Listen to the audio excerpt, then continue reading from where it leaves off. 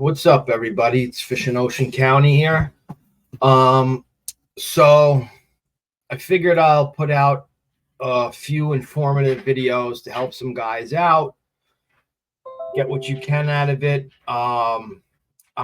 Today's going to be summer flounder, what we like to call fluke. I'm probably going to go and do each species, fluke, striped bass, bluefish, pelagics, not pelagics, but what we get from, I'm a surf fisherman, so Spanish mackerel, bonita, albacore, blackfish, things like that. And this is going to apply from up,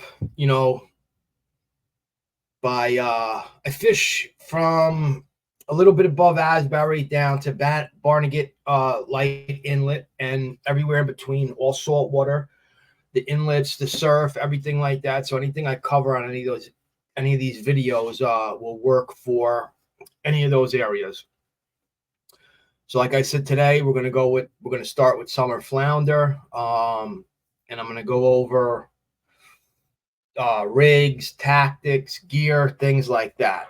Down here in New Jersey, you're very, I haven't even heard the past couple of years I've been down here a fluke coming out of the surf over 4 or 5 pounds.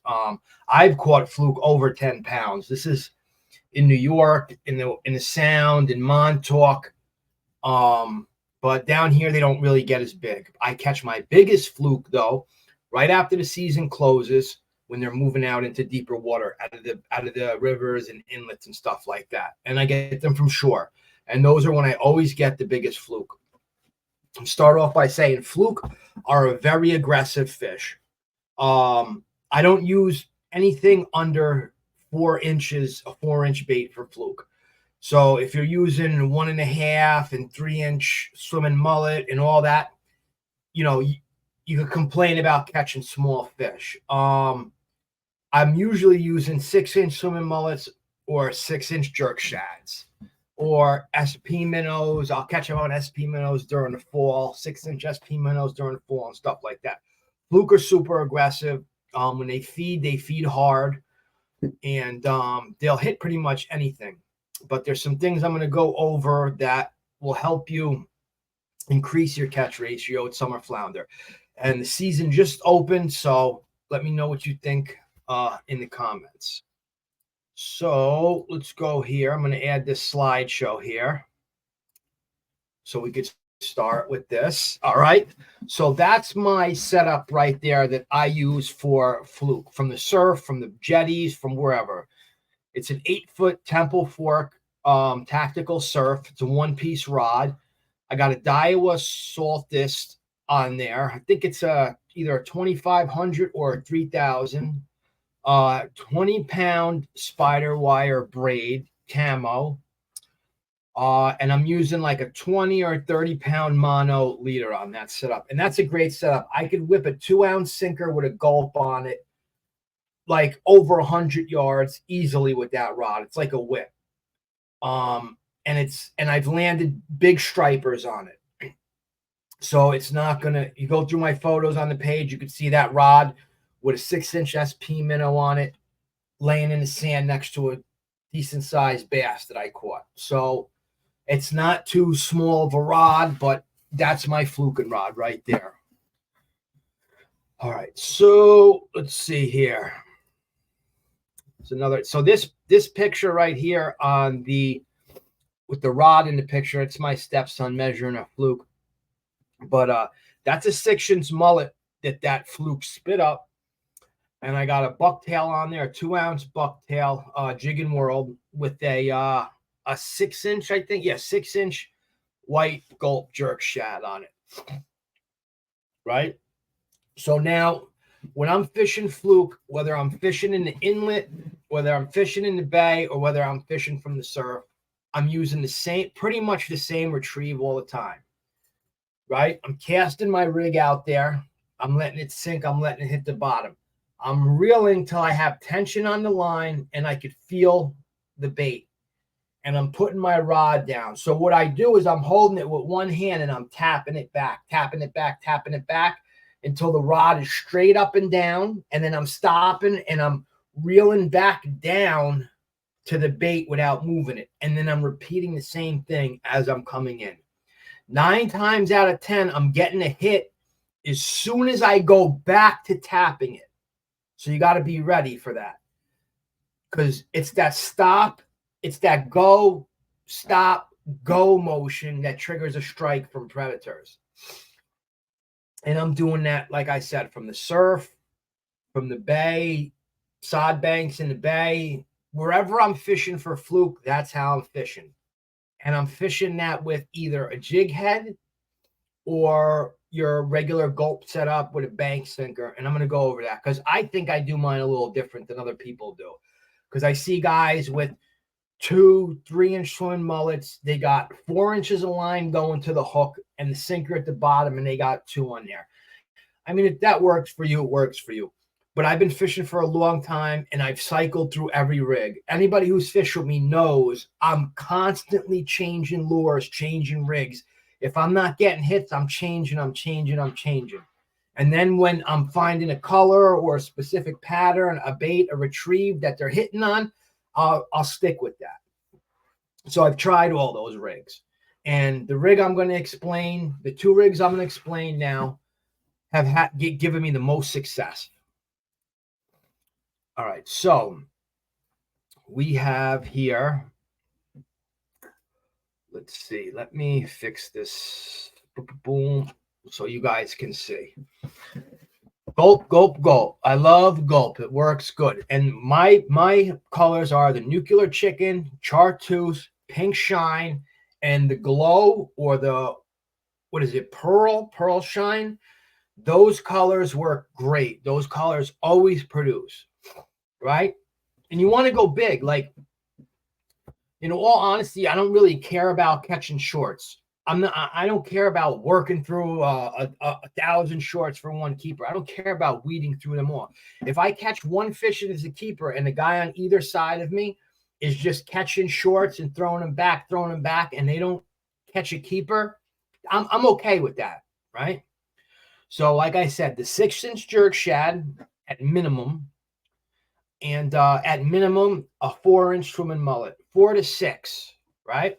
Now, I'm using, if I'm putting those on a jig head, I'm using a 1/2 ounce to 1.5 ounces jig head. Now, that could be the big-eyed ones, the Google eyes, the no eyes, the raw jig, whatever you want. It really don't matter, honestly, because I've snapped off and then went in my bag and got some bullshit that I had that I didn't even know was in there, something I just threw in the bottom of my steps I had, put it on and caught fish with it. So all that, you got to have the ball jig with the big eye, the target eyes, and the extended hook. You don't got to have all that. Spend your money. I mean, whatever. You don't have to have all that. When I'm using the gulp rig with the bank sinker, I'm using a 1.0 or a 2.0 bait holder hook, right? And that's with the barbs on it that keep your bait on the hook, right? And I'm snelling that hook directly to my lead line. I'm not tying it. And there's a reason that I'm snelling it, and I'll go over that later, right? 1 to 3 ounce bank sinkers and 20 to 30 pound leader line. So here are some of the swimming mullets, and the glow and the pearl white, like you're seeing right here on the chartreuse. These are my top picks for fluke right here. These outproduce the other colors. And we have a little thing here with some jerk shads. This is what your jerk shad looks like. And there's a way to hook that. I almost hook them like I'm rigging like a weedless freshwater bass rig. It really don't matter. Or with my swimming mullet, the hook is coming out of the side of the mullet. It's not coming through the back, behind the tail, or through the bottom. I'm always sliding it through the side of the mullet, because a lot of time, and kind of near the top, because it twirls around, but in my mind, I'm thinking it's keeping the profile, and the way a flounder lays on the bottom, the hook to the side hooks up better for me. It just works. Whether it works because I hook it like that all the time, I don't know, but you know what? I'm staying with it. All right, so this is the gulp rig that I use right here, that I was talking about. So you got your main line down to your dropper loop, right? From your dropper loop out, I'm putting 20 to 24 inches of line to the hook, right? So now, but I'm making that hook lead line up first. Like I said, I'm snelling the line directly to the bait holder hook, and then I'm tying it to that first dropper loop. And the reason I'm doing that is because I like to push the eye of the hook inside of the gulp, right? And I'm leaving about a 1/4 inch of tag line, 3/16 to a 1/4 inch of tag line off of the hook when I snell it. And it's always facing backwards like a barb, that little piece of line that comes off. And for some reason, well, no, not backwards, it's facing forwards because of the way I tie my knot. That tag line is facing forward. So when I push it in, it kind of keeps the gulp on the hook a little bit better and keeps it, steady where it is. So, right, I'm tying that to the dropper loop. Then I'm giving 16 inches down to the end of my surgeon's loop at the bottom that I'm going to, it's a quick rig for the bank sinker. You slide it through, wrap it like that. You don't have to retie a knot to change your sinker out. I don't use a swivel. I tie my mono directly, or fluorocarbon, whatever I'm using. I tie it directly to the braid. And yeah, I don't use a swivel. I broke too many eyes off of rods for swivels. I'll never use another swivel again. All right, and that rig works good for me. And the reason I tie it like that is because I want my bait to drag on the sand or on the bottom behind me. I thought I had some line under the desk here I was going to show you guys, but when the sinker is on the bottom like this, let's just say this is the line coming down, right? I want this dragging behind it, right? Because when I'm doing that, when I'm doing that tap, tap, tap motion, the bait is fluttering like this and hitting the bottom, and it's looking like a dying bait fish. Because when you give it that pause, it's floating down like that, and then it's coming back up off the sand.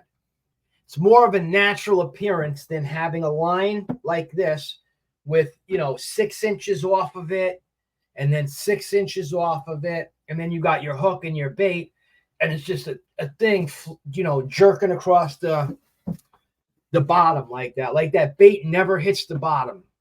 You know what I mean? Your sinker's hitting the bottom. It's kicking up sand. It's making a disturbance. Yes. But there's nothing like dragging the bait through the sand and letting the bait hit the sand.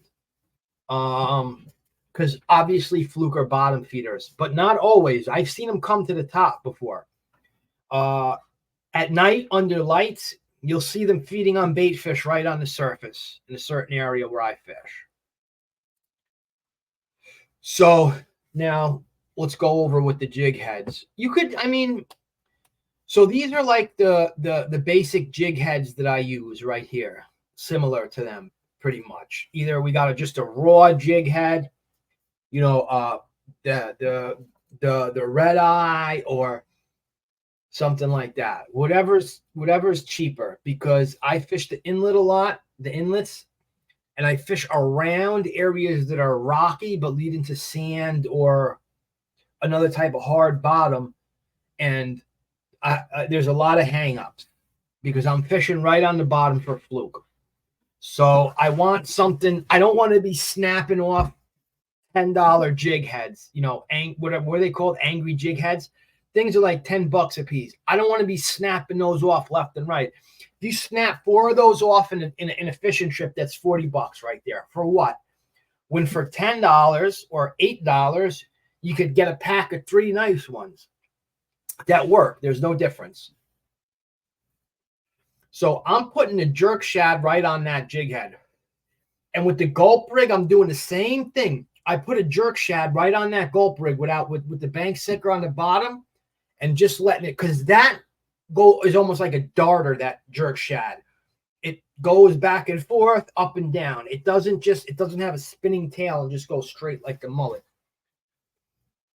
So this, I'm using the jig heads. I'm using a swimming mullet or a jerk shad on that jig head, and I'm doing the same exact retrieve that I'm doing with the gulp rig. Casting it out, I'm letting it hit the bottom. Tap, tap, tap, tap, tap, reeling down without moving it. Tap, tap, tap, tap, tap, reeling down without moving it. Tap, tap, tap, tap, tap. Sometimes I'll give it a nice pop like that and let it hit the bottom, pick up a little disturbance, switch it up a little bit. But that retrieve works for me. It's tried and true.